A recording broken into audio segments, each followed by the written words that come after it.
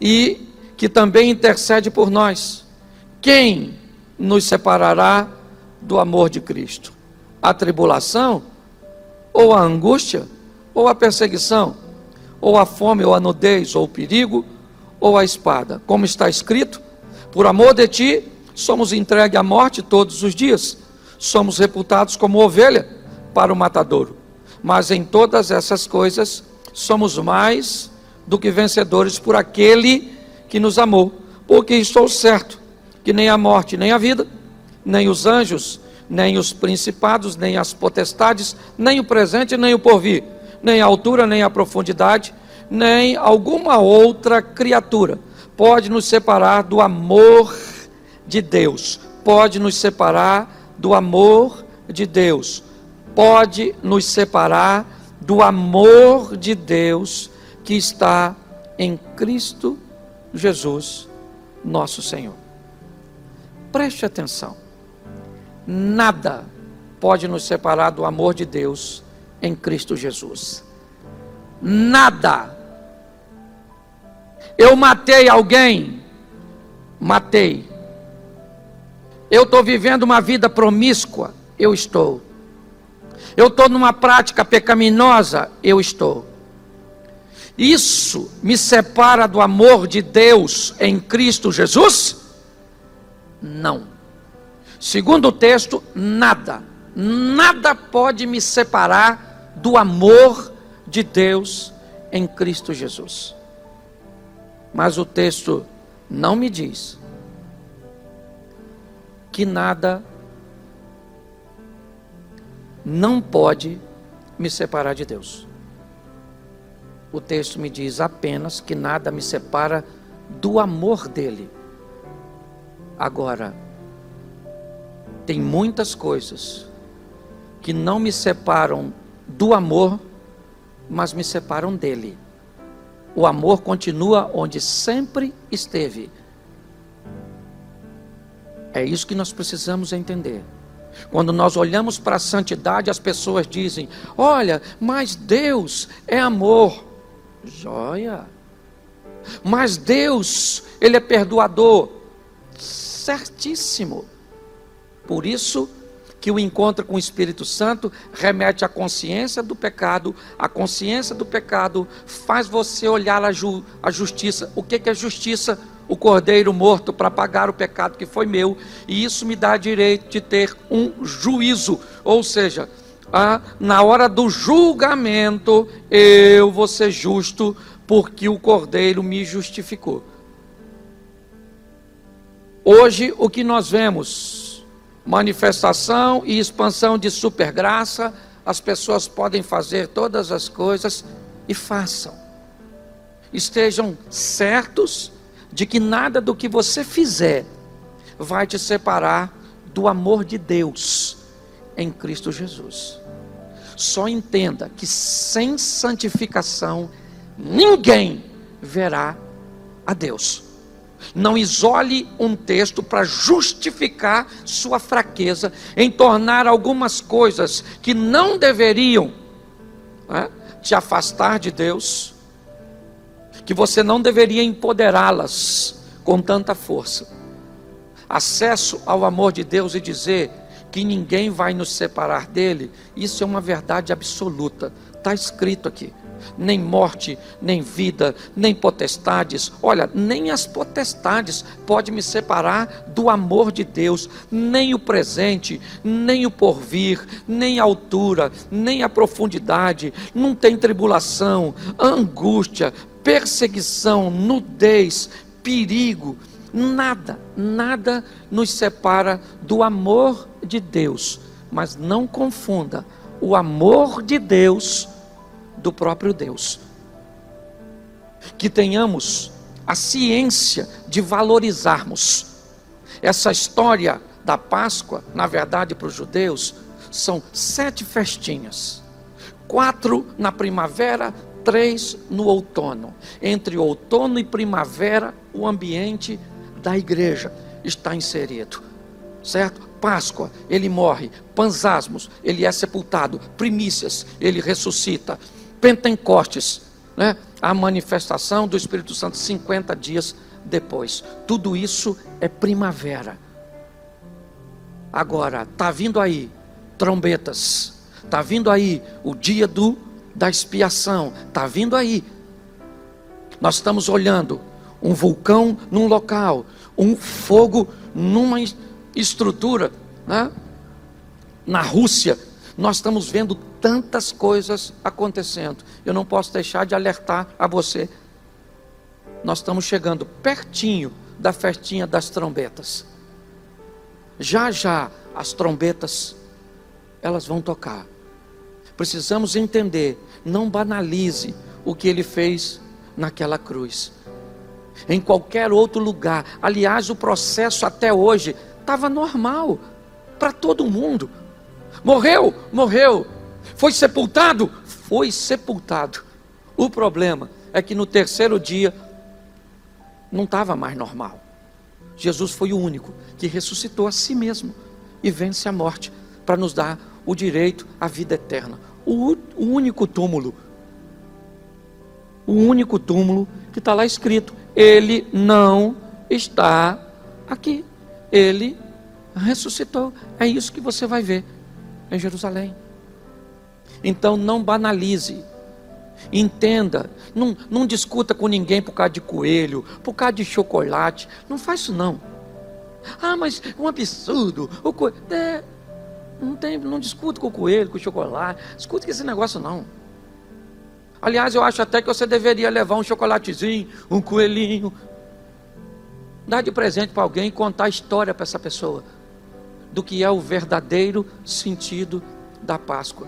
Agora não banalize, porque nós estamos chegando, e depois você dá uma olhadinha, né, nas festinhas que estão para vir ainda, né, no contexto da igreja, e você vai entender que arrependimento e conversão é o que precisamos todos os dias.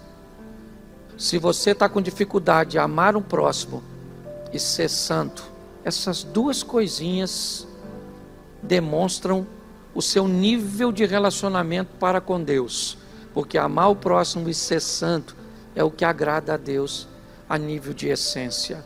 Não tem apenas acesso ao amor dele, mas consiga acessar a ele pela obediência e pela conversão. Eu acho que hoje vale uma boa reflexão sobre isso. Sabe, pare para pensar, poxa, realmente nada vai me separar de um amor tão grande, imensurável, porque Deus amou o mundo de tal maneira, aquele que não poupou o seu filho, não daria com ele todas as demais coisas. Nossa, mas ele me amou de uma forma extraordinária, e nada pode me separar do amor. É verdade, mas de Deus pode. Não brinca, não, porque no final todos nós vamos ter que dar conta de tudo aquilo que fizemos. Porque a Bíblia nos mostra que Deus nos amou a tal ponto de Ele entregar o seu Filho, de Ele não poupar o seu Filho, e Ele entregou o seu Filho por você e por mim quando nós éramos fracos, ímpios, pecadores e inimigos. Jesus não foi para aquela cruz, amados, porque a multidão sangue sedenta gritou: crucifica-o. Ele não foi para aquela cruz porque o sinédrio, por inveja, contratou testemunhas falsas para acusá-lo. Ele não foi para aquela cruz porque Judas o traiu, ou porque Pedro negou, ou porque os seus discípulos o abandonaram. Ele não foi para aquela cruz porque Pilatos covardemente o sentencia. Ele não foi para aquela cruz porque os soldados o pregaram naquele lenho. Ele foi para aquela cruz porque o Pai o entregou por amor a você e por amor a mim. Mas, em terceiro lugar, quem levou Jesus à cruz?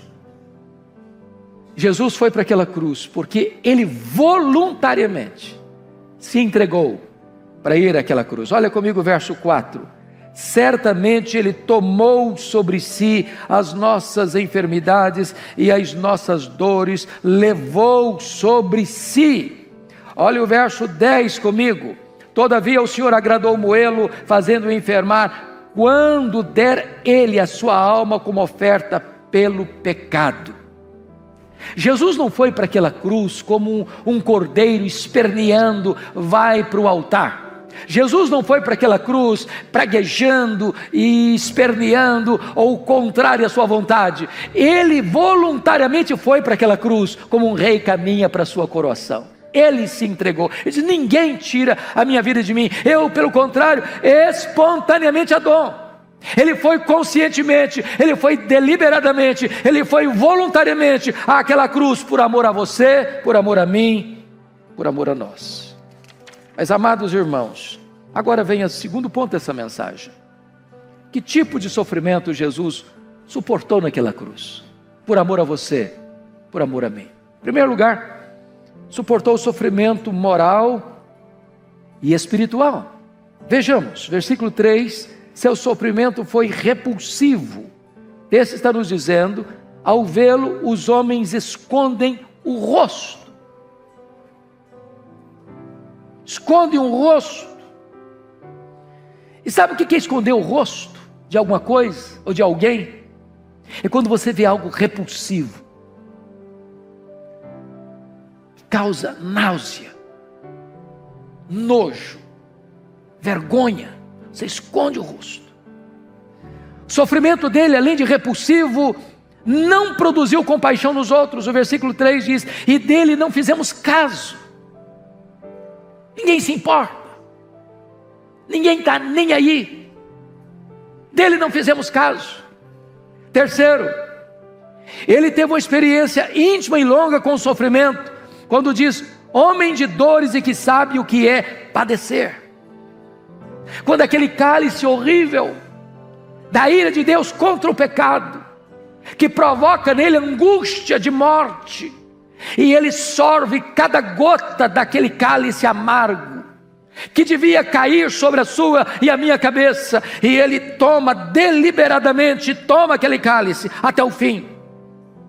Ele enfrenta rejeição, diz a Escritura no verso 3, o mais, não há um homem rejeitado, o mais rejeitado entre os homens. O que significa isso? Em primeiro lugar, ele foi rejeitado pelo seu povo. Ele veio para o que era seu e os seus não o receberam. Os seus gritaram diante do pretório romano: caia sobre nós e sobre os nossos filhos o seu sangue. Segundo, ele foi rejeitado pelos religiosos da época. Chamaram-no de blasfemo, chamaram-no de beberrão, chamaram-no de pecador, chamaram-no de endemoniado. Terceiro, ele foi rejeitado pela multidão que outrora o aplaudiu. Quando ele entrou em Jerusalém, eles clamaram: hosana, hosana, bendito que vem no nome do Senhor. Quando ele estava saindo dos portões de Jerusalém para ir para a cruz, porque ele foi crucificado fora dos portões, eles estão gritando: crucifica-o, crucifica-o, crucifica-o. Quarto, ele foi rejeitado pelas autoridades romanas. Herodes o Grande quis matá-lo na infância. Pilatos covardemente o sentencia à pena de morte. Herodes Antipas escarnece dele. Ele foi rejeitado por aqueles que deveriam honrá-lo. Quinto, ele foi rejeitado pelas autoridades judaicas. O Sinédrio romano, o Sinédrio judaico, composto de 71 membros, covardemente, por inveja dele, contratam testemunhas falsas para acusá-lo de blasfêmia e conspiração contra César.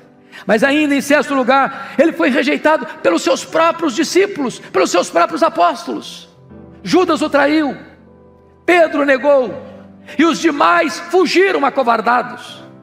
Mas finalmente, sétimo lugar, ele foi rejeitado pelo próprio Pai. Na cruz ele bradou: Deus meu, por que me desamparaste? E o Pai o desamparou. E diz a Bíblia que agradou ao Pai moê-lo naquela cruz.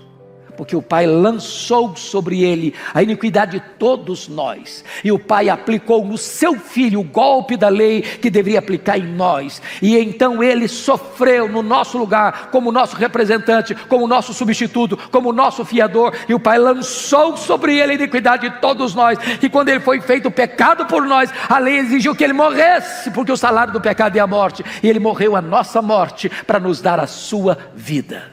Bendito seja o Senhor. Mas, amados irmãos, Jesus sofreu ainda a dor da humilhação.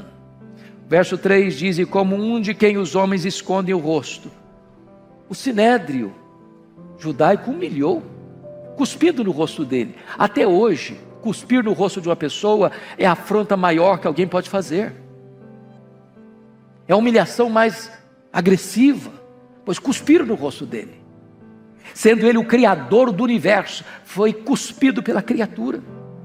Diz a Escritura que os soldados romanos humilharam de duas maneiras. Quais foram as duas acusações que foram feitas contra ele? Primeiro, blasfêmia contra Deus, dizer que ele mesmo era Deus, filho de Deus. Sabe o que os soldados fizeram? Botaram nele uma veste,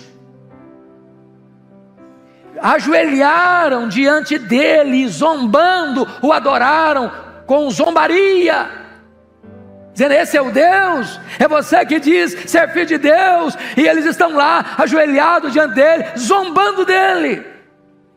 Segunda acusação contra ele foi conspiração contra César. Sabe o que fizeram? Botaram uma coroa de espinho na cabeça dele, um cetro na mão dele, e disseram: salve, rei dos judeus. Ele está sendo humilhado também pelo vozerio da multidão que grita: crucifica-o, crucifica-o. E eles estão passando lá onde ele está sendo crucificado, e meneando a cabeça e zombando dele. Mas ele foi humilhado ainda, quando no topo daquela cruz ele gritou: tenho sede.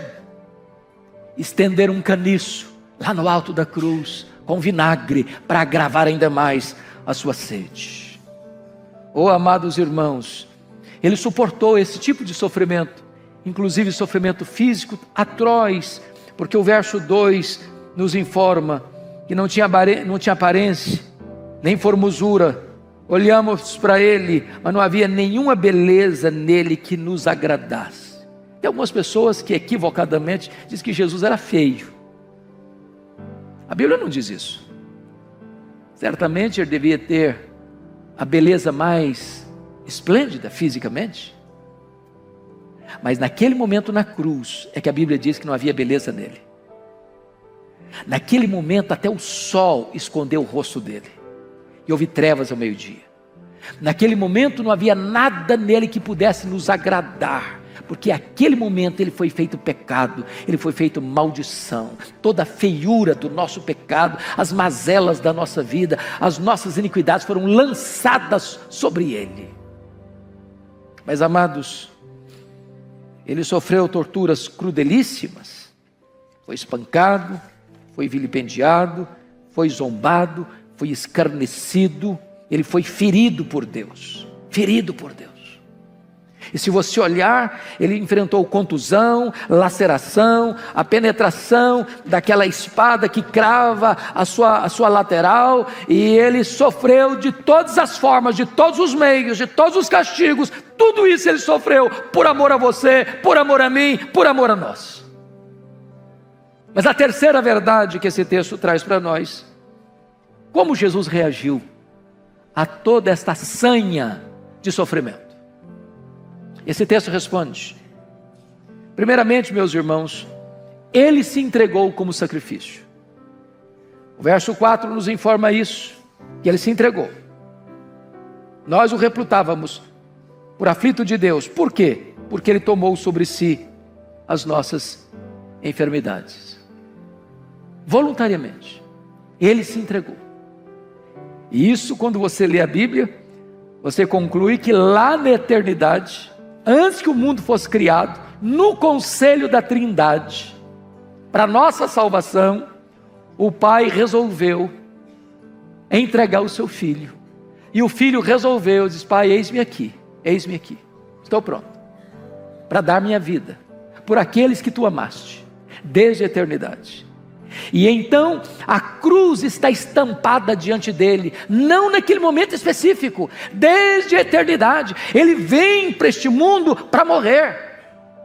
Ele alertou várias vezes os seus discípulos: eu preciso subir para Jerusalém para morrer. Ele vai para aquela cruz conscientemente, deliberadamente, para morrer. E ele sofre todo o castigo no seu corpo, porque para essa razão, para esse motivo, ele veio ao mundo. Diz a Bíblia em segundo lugar, você pode conferir isso comigo no verso 12b, que ele não abriu a boca. Você já pensou isso? Jesus poderia fulminar todos os seus inimigos com apenas um olhar, com apenas uma palavra, com apenas um gesto. Aquele que expulsou dos céus as hostes que caíram como anjos caídos, ele poderia também fazer com que todos os seus inimigos caíssem por terra. Mas diz a Bíblia que ele suportou afronta, castigos, açoites, vilipêndios, torturas, sem abrir a boca, como ovelha muda que vai para o matadouro. Mas em terceiro lugar, diz o verso 12b, que além de não reagir, pagando o mal com o mal, diz o verso 12 que ele, pelos transgressores, intercedeu. E a primeira palavra da cruz foi esta: Pai, perdoa-lhes, porque não sabem o que fazem. E aí, irmãos, então, finalmente, vem a quarta verdade desse texto, que é a gloriosa recompensa da cruz. Há três verdades que eu quero destacar. Primeiro, versículo 10, veja comigo: todavia o Senhor agradou moê-lo, fazendo-o enfermar. Quando der ele a sua alma como oferta pelo pecado, verá a sua posteridade e prolongará os seus dias, e a vontade do Senhor prosperará nas suas mãos. Sabe o que significa isso?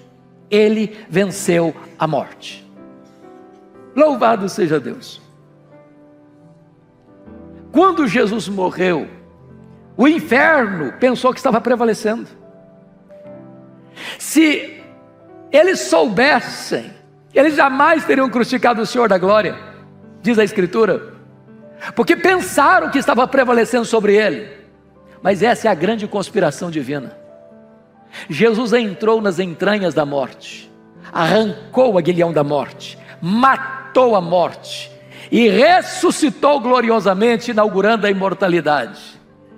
Na verdade, ele ali na cruz não estava sendo derrotado. Ali na cruz ele estava esmagando a cabeça da serpente. Ali na cruz ele estava expondo os principados e potestades à ignomínia e à derrota fragorosa. Ali na cruz ele estava escrevendo a nossa declaração de alforria, porque foi lá na cruz que ele nos libertou, foi lá na cruz que ele quebrou as nossas algemas, foi lá na cruz que ele nos redimiu. A cruz é o grande palco do amor de Deus, é o grande palco da justiça de Deus, é o grande palco da nossa redenção. Louvado seja o Senhor. Ele verá a sua posteridade e prolongará os seus dias. Ele abriu o túmulo de dentro para fora e conquistou para nós eterna redenção. Mas em segundo lugar, segundo o resultado da cruz, meus amados, não foi apenas que ele venceu a morte. Jesus remiu, comprou um povo para Deus. Veja comigo, por favor, os versos 11 e 12. Você pode ler em voz alta comigo esses dois versos? Vamos juntos? Ele verá o fruto do penoso trabalho de sua alma e ficará satisfeito. O meu servo, o justo, com o seu conhecimento, justificará muitos, porque as iniquidades deles levará sobre si. Por isso, eu lhe darei muitos como a sua parte, e com os poderosos repartirá ele o despojo, porquanto derramou a sua alma na morte.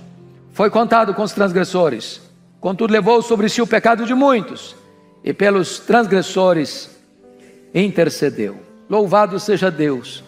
Quando ele vai para a cruz, ele vai deliberadamente, conscientemente, propositadamente, por uma razão. Ele foi para lá para nos comprar, para nos redimir, para nos perdoar, para nos salvar, para nos dar vida e vida eterna.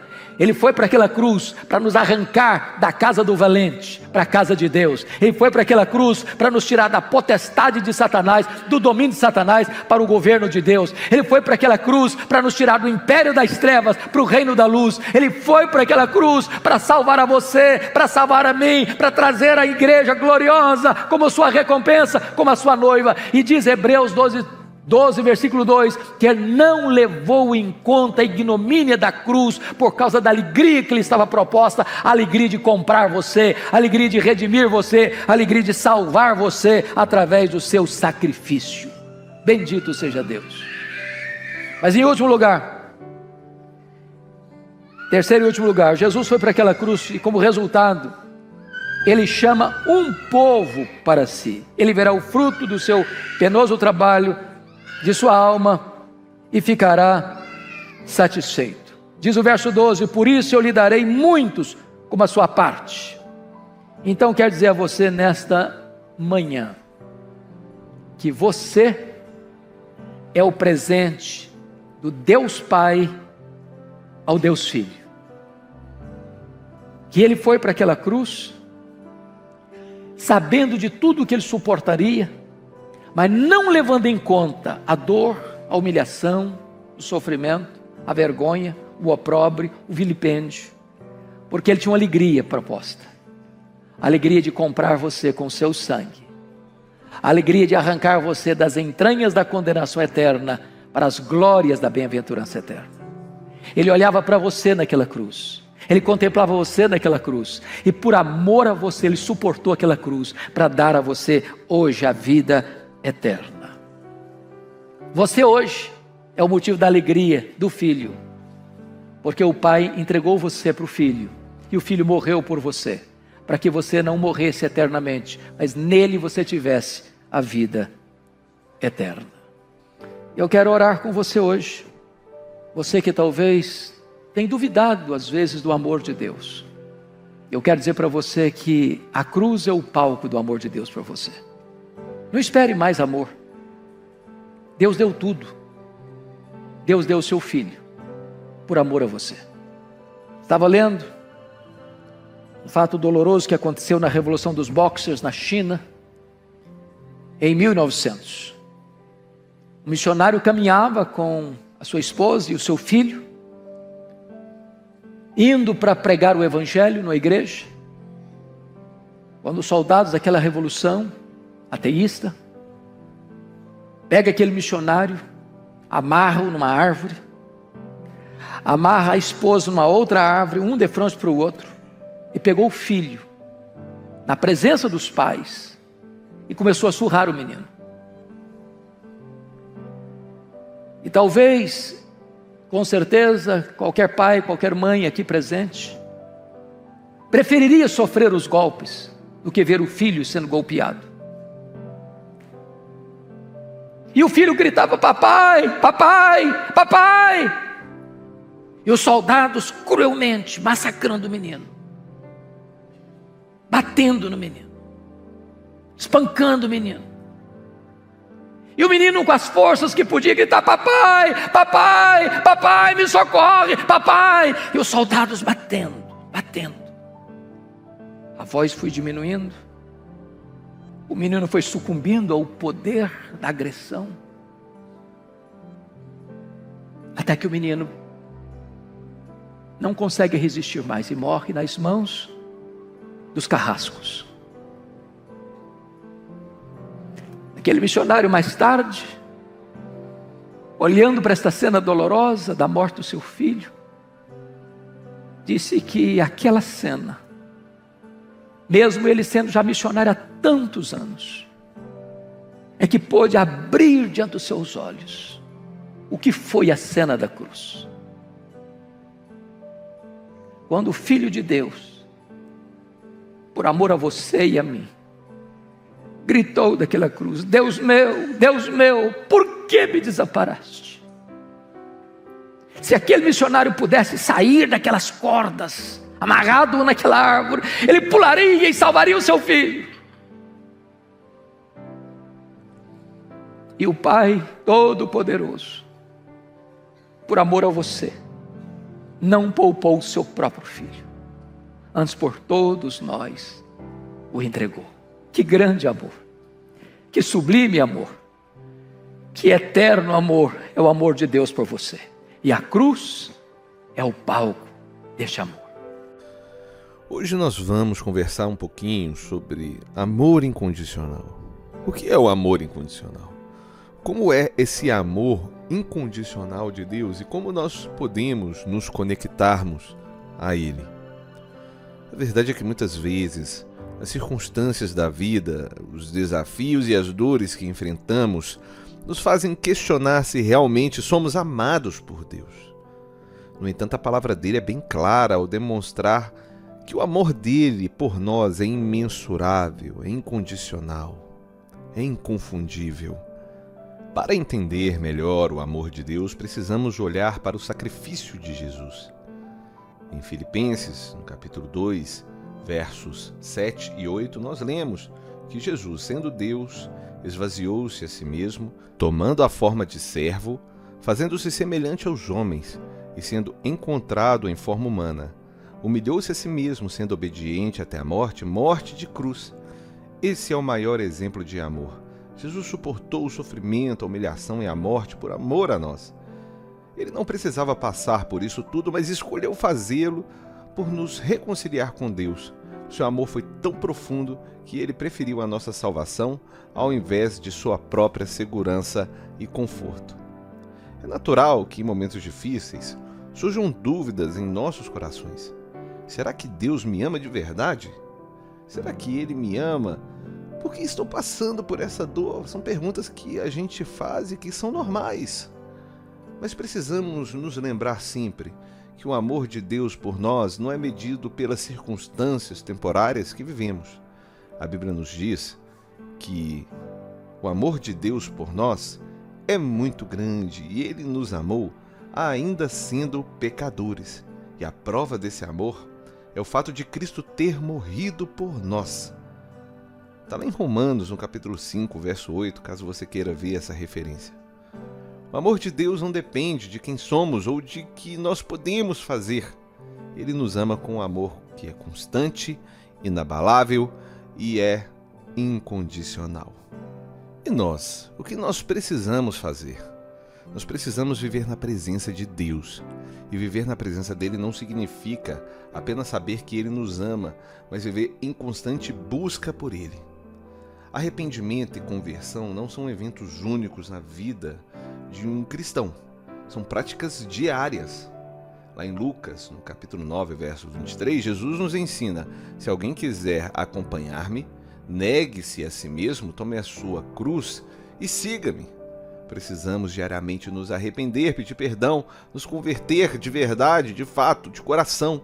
Não apenas ter acesso ao amor de Deus de uma maneira egoísta, mas viver uma vida em comunhão, em entrega e em busca total pela presença dele. O mais importante é conhecer o amor de Deus, e conhecendo esse amor, nos leva a andar com o próprio Deus. E assim, nós certamente teremos a capacidade de amar o próximo. E aí, você gostou do vídeo? Espero que você tenha gostado. Diz o que você achou aí nos comentários. E se você chegou até aqui e não se inscreveu, não deixe para depois. Inscreva-se no canal, ative as notificações para sempre receber essas mensagens que tanto edificam as nossas vidas. Que Deus te abençoe e até breve.